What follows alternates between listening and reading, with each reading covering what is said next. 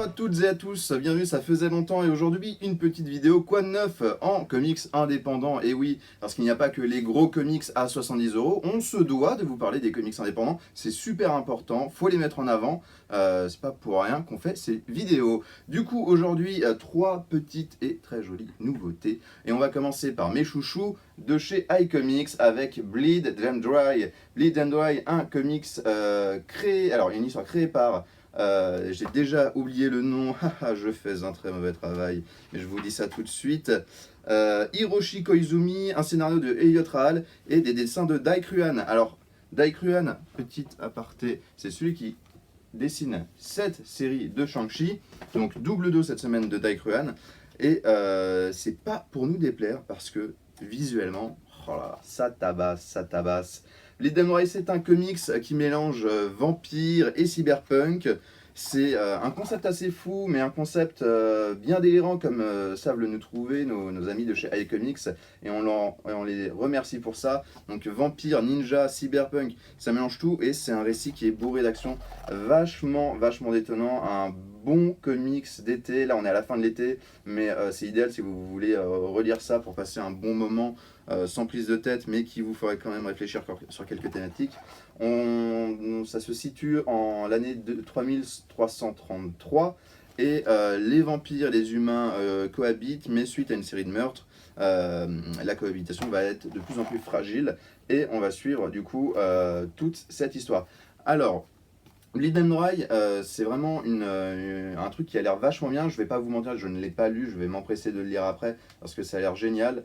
Juste petit aparté, comme d'habitude, vous savez, iComics, ils nous vraiment garnissent de petits effets de fabrication, ma foi, du plus bel effet. Et c'est toujours le cas avec Bleed and Dry avec un petit vernis sélectif. Enfin, c'est pas vraiment un vernis sélectif, mais on voit, je sais pas si ça se voit carrément, mais en haut, le sang bleu qui se reflète, ça pète, c'est vraiment dément.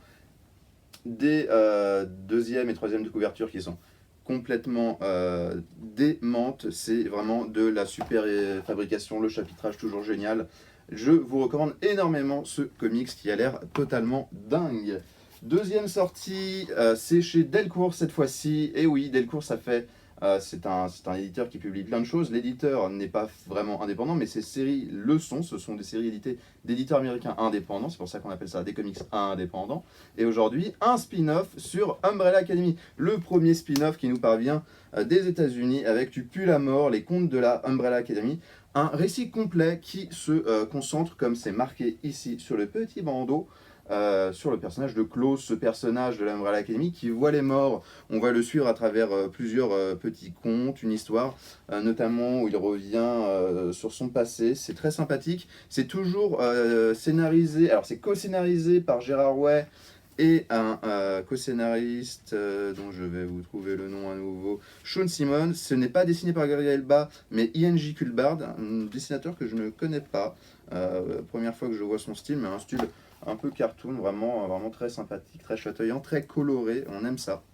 Du coup voilà, si vous aimez la Umbrella Academy, on vous conseille énormément de foncer sur ce petit spin-off qui devrait vous ravir. Troisième et dernière nouveauté, alors là c'est de l'indé chez indé, hein. Achilleos, est-ce qu'on peut faire plus indé que ça? Peut-être, mais quand même ça va être compliqué.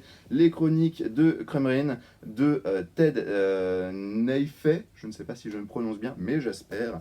Un récit qui est plus teenager, on va dire, un peu à la Sabrina l'apprentie sorcière. Enfin moi c'est ce que ça m'évoque.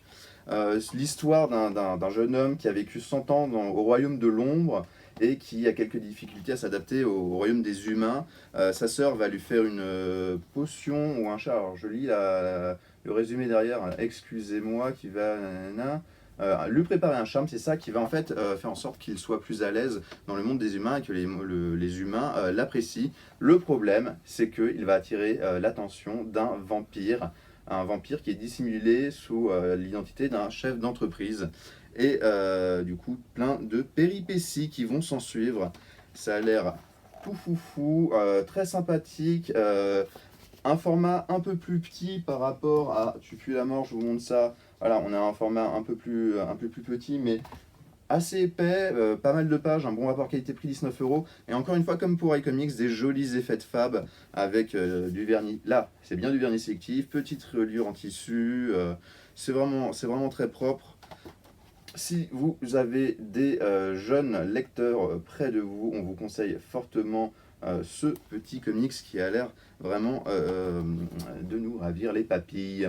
Voilà, c'était les 3 grosses sorties de cette fin d'août, cette dernière semaine d'août.